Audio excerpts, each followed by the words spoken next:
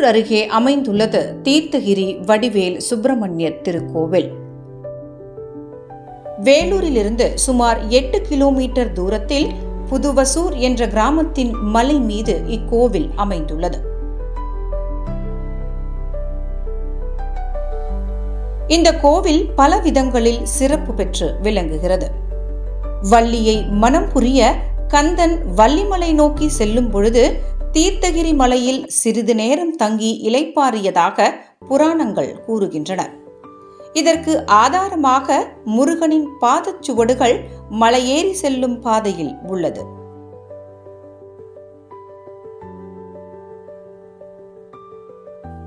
வள்ளிக்கும் முருகனுக்கும் இங்கு சம உயரத்தில் சிலை அமைந்துள்ளது. ஆலயத்தின் பின்புறம் தெரியும் பசுமை மலை கண்ணுக்கு இதமான விருந்தாக அமைகிறது. மலை கூட்டத்தில் சின்ன மலையின் மீது முருகனின் ஆலயம் அமைந்துள்ளது.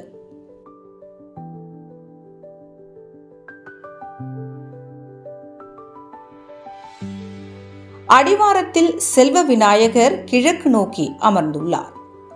இங்கிருந்து சன்னதிக்கு மலையேறும் படிகள் அமைக்கப்பட்டுள்ளன. மலை மீது வாகனங்கள் செல்லவும் வழி உள்ளது.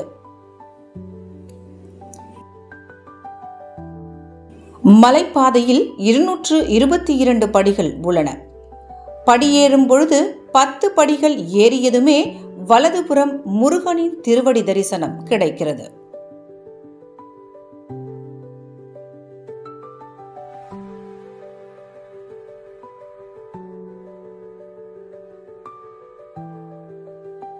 மலையில் அழகான ஆலயம் கண்ணையும் மனதையும் கவருகின்றது. ஆலயத்தின் மேற்கே ஆலமரம், கிழக்கே அத்திமரம், தென்கிழக்கே அரசமரம், வடகிழக்கே தலமரமான நாவல் மரம் ஆகியவை காணப்படுகின்றன.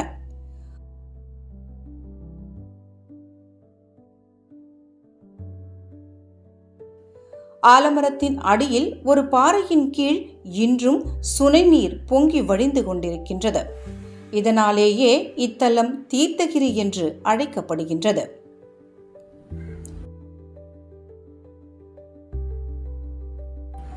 வள்ளியை காதலித்து மணந்த முருகன் தன் மனைவிக்கு சமமான இடம் தந்திருக்கின்றார்.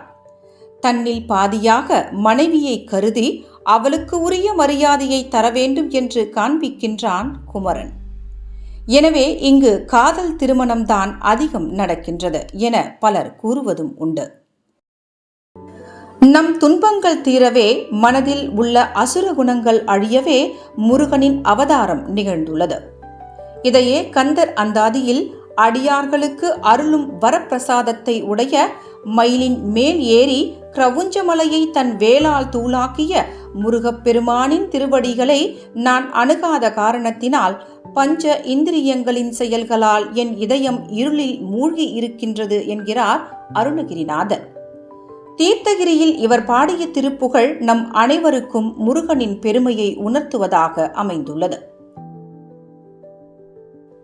இந்த கோவிலின் மற்றொரு சிறப்பு என்னவென்றால், இயற்கை எழில் கொஞ்சும் இந்த மலையில் அண்மையில் பிரம்மாண்டமாக 92 அடி உயர முருகன் சிலை பிரதிஷ்டை செய்யப்பட்டுள்ளது.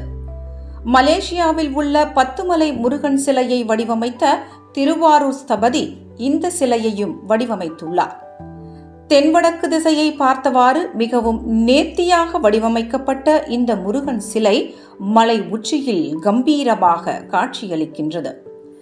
திருப்பணிகள் நிறைவடைந்த நிலையில் அண்மையில் கும்பாபிஷேகமும் நடத்தப்பட்டது. இதையொட்டி கலசங்களுக்கும் ட்ரோன்கள் மூலமாக 4 திசைகளிலும் இருந்து புனித நீர் ஊற்றி பூக்கள் தூவப்பட்டன. மேலும் ஹெலிகாப்டர் மூலமும் பூக்கள் தூவப்பட்டன.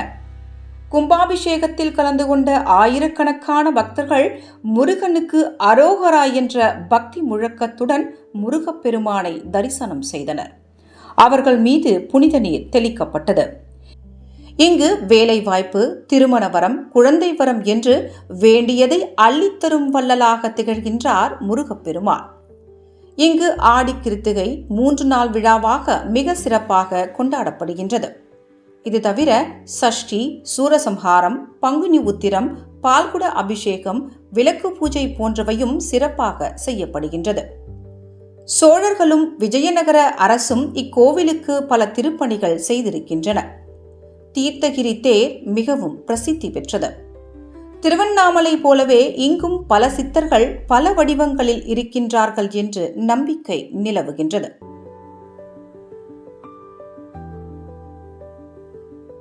இவ்வளவு சிறப்புகள் வாய்ந்த தீர்த்தகிரி மலைக்கு நாமும் சென்று அழகன் முருகனை வேண்டி அருள் பெறுவோம். ஓம் சரவணபவாய நமக.